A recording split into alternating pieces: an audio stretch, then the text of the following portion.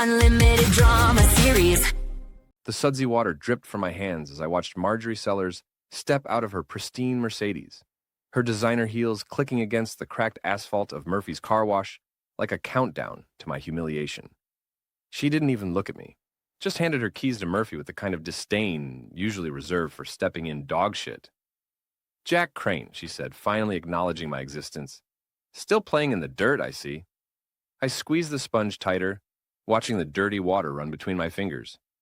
"Mrs. Sellers, always a pleasure." "You were always the weak one," she continued, adjusting her pearl necklace like it was armor. "I told Lila from the beginning, a man who comes from nothing usually returns to nothing. If I was any weaker, I'd be a ghost." "How's that for family spirit?" I kept the thought to myself, focusing on the rhythmic motion of washing her car. The same hands that once signed million-dollar deals were now scrubbing bird shit off her windshield. The irony wasn't lost on me. "Your daughter seems to be doing well," I said, forcing my voice to stay level. "I hear the company's expanding." Marjorie's laugh was sharp as broken glass. "The company you nearly destroyed with your incompetence?" "Yes, Lila's fixed all that. Amazing what happens when someone competent takes charge. The company I built from the ground up. The company I poured my blood, sweat, and 15 years of my life into. The company they stole from me with a signature I was too trusting to read carefully. But sure, let's call it incompetence." "Glad to hear it," I managed. "Are you?" She stepped closer, her perfume mixing with the smell of car soap and exhaust fumes. "Because I heard you've been asking questions, talking to old board members. That's not very appropriate for someone in your position." My position? Washing cars for $12 an hour while my ex-wife lived in the mansion I paid for, with the man I trained spending the money I earned. Yeah, my position was crystal clear. "Just making conversation," I said. "You know how it is in a small town. People talk." "Indeed they do." She pulled out a $50 bill, holding it between two fingers like it might contaminate her. "Make sure you get the chrome really shiny, Jack.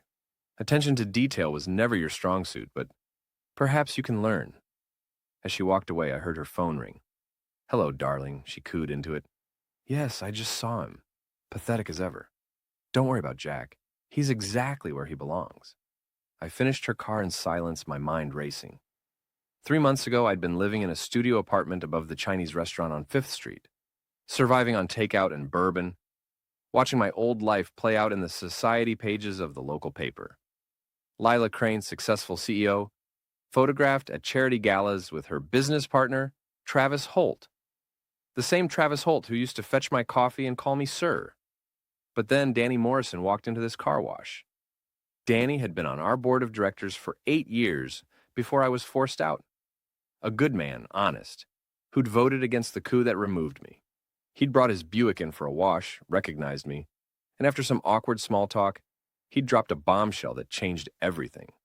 "Jack," he'd said, lowering his voice as he handed me his keys, "I probably shouldn't tell you this, but you know those shares you signed over when you left the company?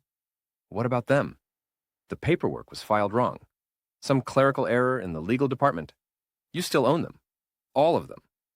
I'd nearly dropped his keys. "That's impossible. I sit on the audit committee. I see the shareholder reports. Your name's still there, clear as day. 5.7 million shares of Crane Industries. 5.7 million shares. At current market value, that was roughly $5.7 billion. I'd spent the last 3 months verifying Danny's information quietly, carefully. He was right. In their rush to push me out, Lila and her father had made a critical error. The shares were still mine, legally and completely, and they had no idea. Murphy walked over as I finished rinsing Marjorie's car.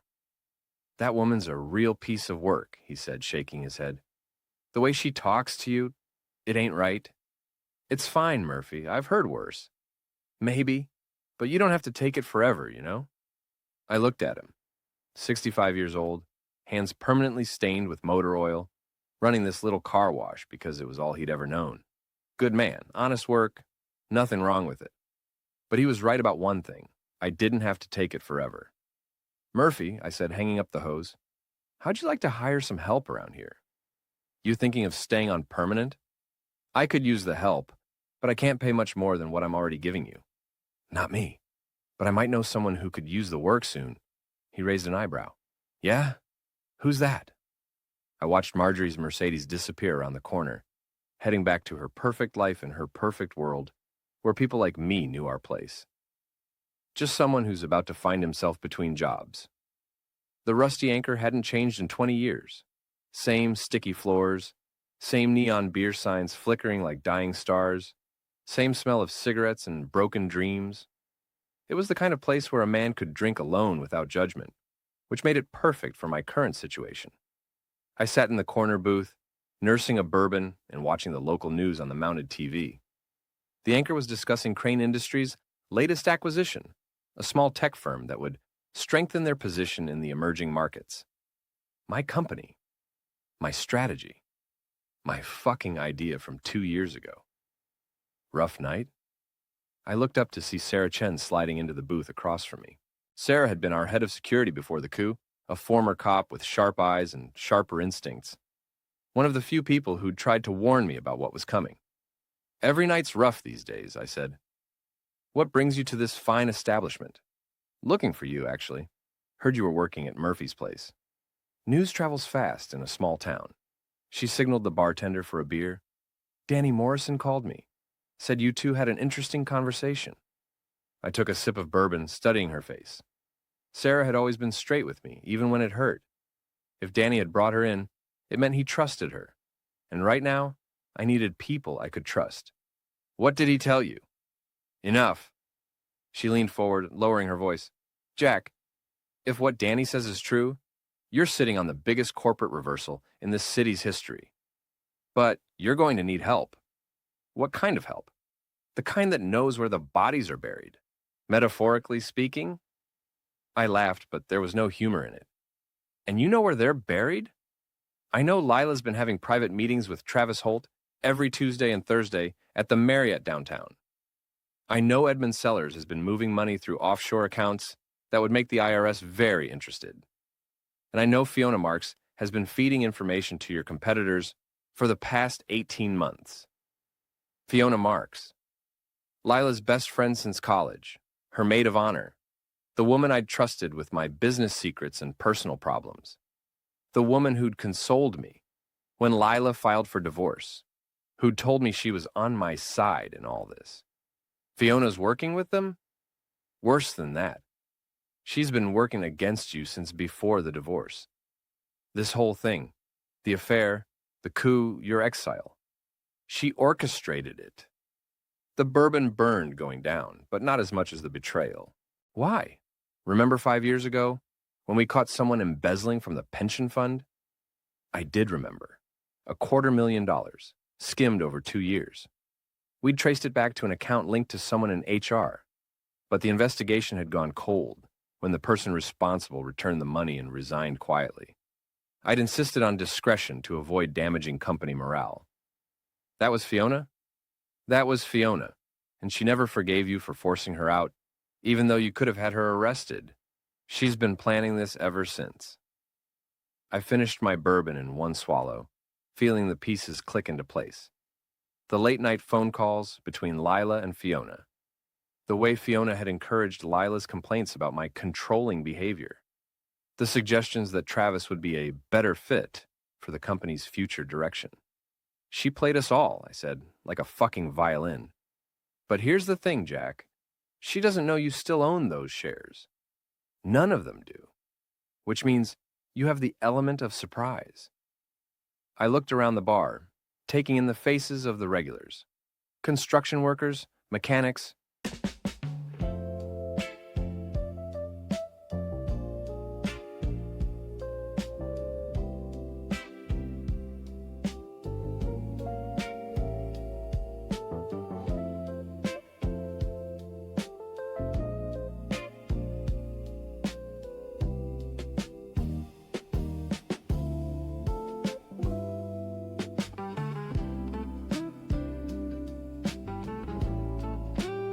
Retirees on fixed incomes, people who worked hard for what little they had, who didn't have the luxury of betraying friends for sport.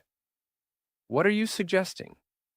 Sarah smiled, and for the first time in months, I saw something that looked like hope. I'm suggesting we give them exactly what they deserve. Over the next hour, Sarah laid out what she knew. Lila and Travis weren't just having an affair, they were planning to merge Crane Industries with Travis's family company, a deal that would make them both incredibly wealthy while destroying everything I'd built. The Tuesday and Thursday meetings at the Marriott weren't just romantic rendezvous, they were strategy sessions. "I've got photos," Sarah said, sliding a manila envelope across the table. Nothing pornographic, but definitely compromising. Hotel receipts, credit card statements, phone records, all obtained legally, through public records and a private investigator I know. I opened the envelope, scanning the contents. There was Travis, entering the Marriott at 2 p.m. on a Tuesday. There was Lila, same day, same time. Different entrance. Hotel bills charged to Travis's corporate card. Phone calls between them at all hours. "This is good," I said, "but it's not enough. An affair is embarrassing, not devastating. Which is why we need to hit them where it really hurts. Their money, their reputation, their power. And I think I know how to do it." She pulled out another folder, this one thicker. Edmund Sellers has been moving company funds through a charity he controls. Nothing technically illegal, but ethically questionable. The charity does real work, but it also pays for his lifestyle. Private jets, luxury hotels, all in the name of fundraising events. Still not illegal. No, but it would make shareholders very unhappy, especially if it came out during a hostile takeover bid. I looked up from the papers. Hostile takeover? Your shares, Jack. 5.7 million of them. You could force a board vote, demand Edmund's resignation, restructure the entire company. Hell, you could fire Lila and Travis both. The idea was intoxicating.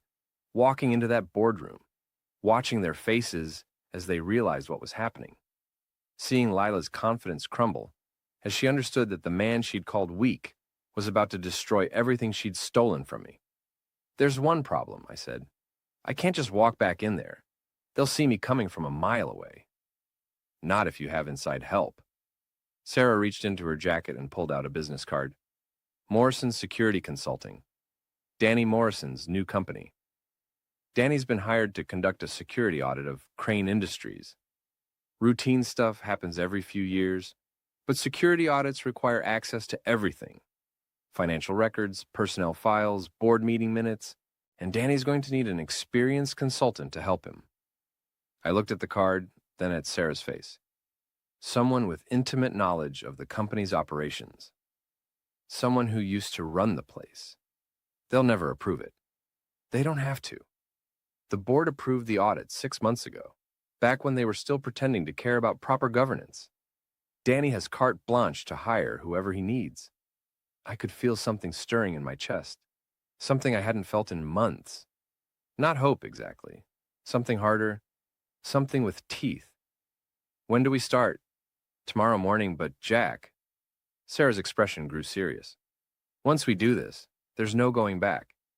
These people destroyed your life for sport. When you return the favor, they're going to come at you with everything they have." I thought about Marjorie's sneer, about watching my company's success on the evening news, about eating ramen noodles in a studio apartment while my ex-wife lived in luxury. "Good," I said. "I'm counting on it." Danny Morrison's office occupied the 3rd floor of a converted warehouse downtown, all exposed brick and industrial fixtures that screamed serious business on a budget. I'd been working there for 2 weeks, officially as a security consultant, unofficially as an architect of revenge. The Crane Industries files were spread across 3 tables, a paper trail of betrayal and greed that would have made Machiavelli proud. Financial records, email archives, board meeting transcripts. Everything I needed to understand exactly how they'd stolen my company and what they were planning to do with it. "Look at this," Sarah said, pointing to a spreadsheet on her laptop. "Travis has been systematically poaching our best clients, offering them deals below cost to damage Crane's profitability. He's bleeding money to make us look incompetent," I said. "Classic corporate warfare. It gets better. He's been using his family's company to cover the losses, but that well's about to run dry. His father's getting suspicious about the expenses.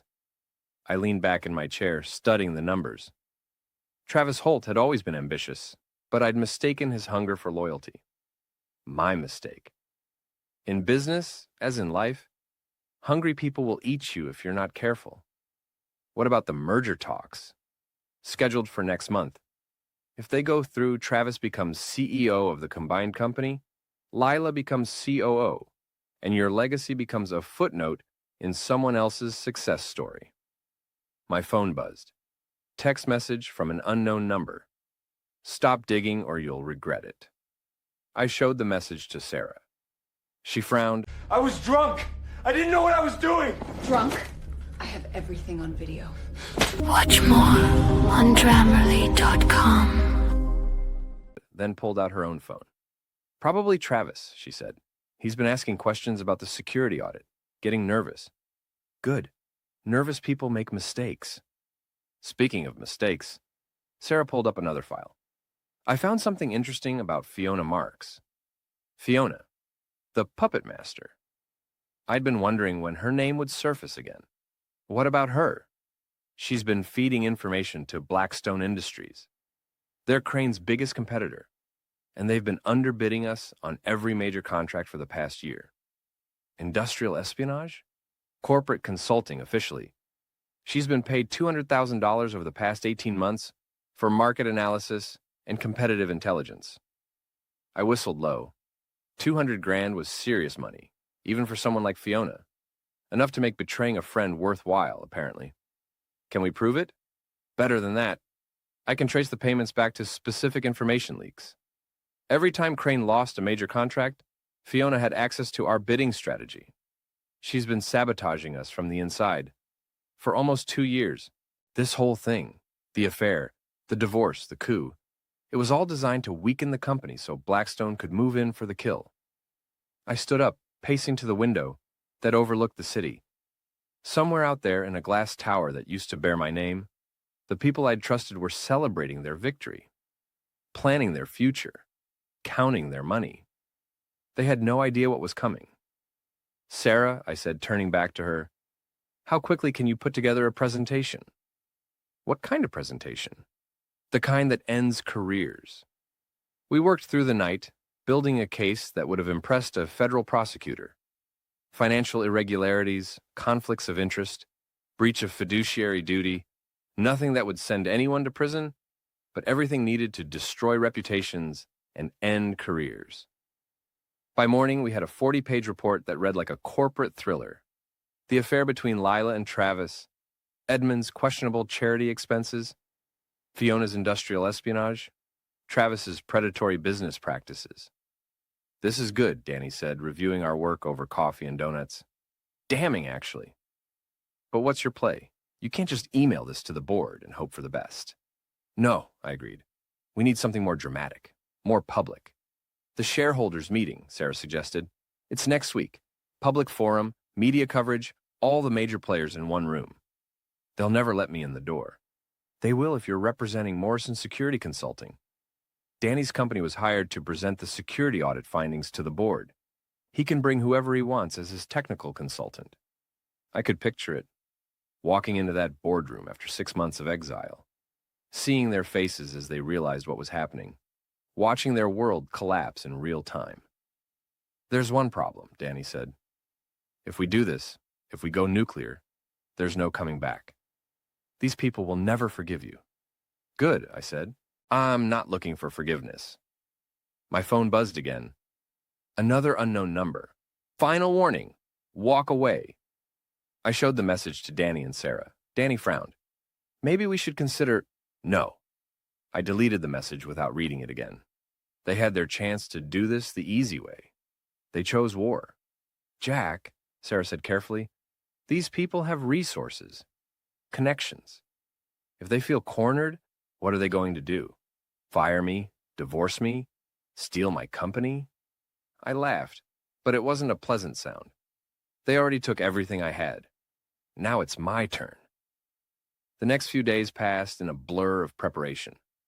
We rehearsed the presentation, refined our evidence, and prepared for every possible counterattack. Sarah reached out to her contacts in the media, ensuring that our revelations would get maximum coverage. Danny coordinated with the board secretary to get us on the agenda. Everything was falling into place. On Thursday evening, I was leaving Danny's office when I saw him. Travis Holt, leaning against my car in the parking garage, trying to look casual and failing miserably. "Jack," he said as I approached, "we need to talk." "Do we?" He was nervous. I could see it in the way he kept adjusting his tie, the way his eyes darted around the garage. Good. Nervous people make mistakes. "This security audit," he said, "it's getting out of hand. You're looking into things that don't concern you." "Everything about Crane Industries concerns me, Travis. I built that company. You lost that company. It's time to move on." I unlocked my car door, taking my time. "Is that a threat?" "It's friendly advice, from someone who knows how these things work." I turned to face him fully. Travis Holt, 36 years old, Harvard MBA, born into wealth and privilege, never worked an honest day in his life. The man who'd stolen my wife, my company, and my future. "You know what I find interesting, Travis? You've been sending me threatening text messages, but you don't have the balls to sign your name to them." His face went pale. "I don't know what you're talking about." "Sure you don't." I stepped closer, close enough to smell his expensive cologne. "Here's some friendly advice for you. Stay out of my way." I got in my car and drove away, leaving him standing in the garage. In my rearview mirror, I could see him pulling out his phone, probably calling Lila or Fiona or whoever was pulling his strings this week. Let them worry. Let them plan. Let them scramble. On Monday, they were going to learn what happens when you underestimate a man with nothing left to lose. The Crane Industries boardroom hadn't changed much in the 6 months since I'd been escorted out like a common criminal. Same mahogany table, same leather chairs, same oil paintings of long-dead industrialists watching over the proceedings with disapproving eyes. The only difference was the seating arrangement. Where I used to sit at the head of the table, Lila now presided like a queen holding court. Travis sat to her right, playing the role of trusted advisor. Edmund commanded the other end, silver-haired and imperious. The other board members filled in the sides, some familiar faces, some new ones I didn't recognize. They all looked up when Danny Morrison and I entered the room, but their expressions varied wildly. Surprise from some, annoyance from others. From Lila and Travis, something that might have been fear. "Ladies and gentlemen," Danny announced, "I'm here to present the findings of our security audit." "Mr. Morrison," Edmund said, his voice carrying the authority of old money and older power, "I wasn't aware you'd be bringing an assistant. This is Jack Crane, my technical consultant. Given his intimate knowledge of your systems and procedures, his input has been invaluable." I watched the color drain from Lila's face. She'd been beautiful once, in a cold, calculating way. Now she just looked brittle, like expensive china with hairline cracks. "This is highly irregular," she said. "Jack has no business being in this room." "On the contrary," Danny replied, setting up his laptop and projector. "Mr. Crane's insights have been crucial to understanding the security vulnerabilities we've identified." "What vulnerabilities?" Travis demanded. His voice cracked slightly on the last word. I smiled. "I'm glad you asked." The first slide appeared on the screen. A photo of Travis entering the Marriott Hotel, timestamped 2 weeks ago at 2:15 p.m. "Let's start with information security," I said, clicking to the next slide. "Specifically, the unauthorized disclosure of confidential business information during off-site meetings. More photos. Lila entering the same hotel, credit card receipts, phone records showing dozens of calls between them during business hours." "This is outrageous," Lila snapped, but her voice lacked conviction. "You're spying on us." "We're documenting security breaches," Danny corrected. "All of this information was obtained through legal means. Public records, credit reports, surveillance of public spaces. The real question," I continued, "is why the CEO and a board member felt the need to conduct business in hotel rooms, rather than corporate offices." Edmund leaned forward, his eyes narrowing. "What are you implying?" "I'm not implying anything. I'm stating facts." I clicked to the next slide. Financial records showing payments from Travis's company to various hotels and restaurants. Mr. Holt has been using corporate funds to finance these meetings, which raises questions about their true nature. That's enough, Travis said, standing up. This is character assassination, pure and simple. Sit down, I said quietly, and something in my voice made him obey. We're just getting started. The next series of slides detailed Travis's predatory business practices, the below-cost contracts, the systematic client poaching, the financial losses his company was absorbing to damage Crane Industries' profitability. This is corporate warfare, I explained to the increasingly uncomfortable board members. Mr. Holt has been deliberately sabotaging this company's performance to justify a merger that would benefit him personally. You can't prove any of this, Travis said, but he was sweating now. Actually, I can. I clicked to a slide showing email communications between Travis and his father's company. These emails, obtained through discovery in an unrelated lawsuit, show a clear pattern of coordination. One of the board members, Margaret Chen, a lawyer who'd always been straight with me, leaned forward. Travis, is this true? It's taken out of context.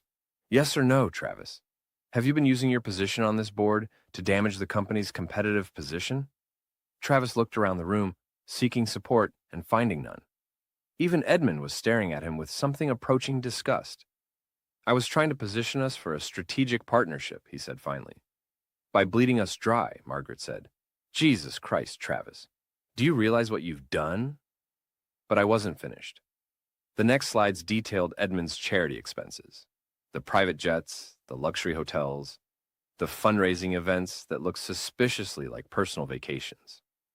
Now, to be clear, I said, everything Mr. Sellers has done is technically legal. The charity does real work, and he's entitled to reasonable expenses. But shareholders might question whether first-class flights to Monaco constitute reasonable fundraising costs. Edmund's face was turning an alarming shade of red. This is a witch hunt. This is an audit, Danny corrected, and we're not done yet. The final section was the most damaging. Fiona Marks's industrial espionage, bank records showing payments from Blackstone Industries, emails detailing competitive intelligence, a clear timeline showing how every major contract loss corresponded with information Fiona had access to. Ms. Marks has been systematically feeding confidential information to your primary competitor for almost 2 years, I said. The financial damage to this company approaches $50 million. Where's Fiona? Margaret asked, looking around the room. She should be here to defend herself. She was invited, Danny said. She declined to attend. I wasn't surprised. Fiona was many things, but she wasn't stupid. She knew what was coming. So let me summarize, I said, clicking to the final slide. Your CEO is having an affair with a board member who's been sabotaging the company's performance. Your chairman has been using company resources for personal benefit. And your strategic advisor has been selling your secrets to the competition. Did I miss anything? The room erupted. Board members shouting questions, demanding explanations, calling for resignations. In the chaos, I caught Lila's eye across the table. She was staring at me with a mixture of hatred and something that might have been respect. You bastard, she said, her voice barely audible over the noise. You taught me well, I replied. Edmund pounded his gavel, trying to restore order. This meeting is adjourned, pending further investigation. Actually, I said, standing up, there's one more thing. The room fell silent. I'd like to call for a vote of no confidence in the current leadership. You can't do that, Lila said. You're not a board member. I smiled, pulling out a folder I'd been saving for this moment. Actually, I am. The folder contained the documentation Sarah and I had spent weeks preparing. The share certificates that were never properly transferred. The legal opinions confirming my ownership. The proxy statements giving me voting rights. 5.7 million shares, I announced. Legally and properly owned by Jack Crane, duly registered shareholder of Crane Industries. The silence was deafening. That's impossible, Edmund whispered. Check your own records, Danny said, handing him a copy of the documentation. Due to a clerical error in the legal department, Mr. Crane's shares were never actually transferred when he left the company. He remains the single largest shareholder. I looked around the room, savoring the moment. So let's vote. All in favor of removing Lila Crane as CEO?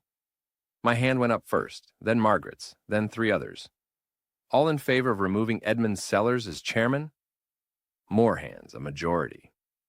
All in favor of removing Travis Holt from the board entirely? This time it was unanimous, except for Travis himself. Motion carries, I said. You're all fired.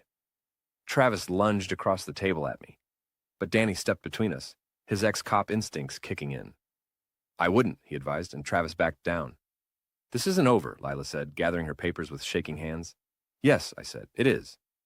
As they filed out of the room, my ex-wife, her father, her lover, I felt something I hadn't experienced in months. Not satisfaction exactly, something cleaner, something that tasted like justice. Margaret Chen was the last to leave. She paused at the door, looking back at me. Jack, she said, what you did today, it was brilliant, but it was also brutal. They had it coming. Maybe, but be careful. People like that don't go quietly into the night. She was right, of course. This was a victory, not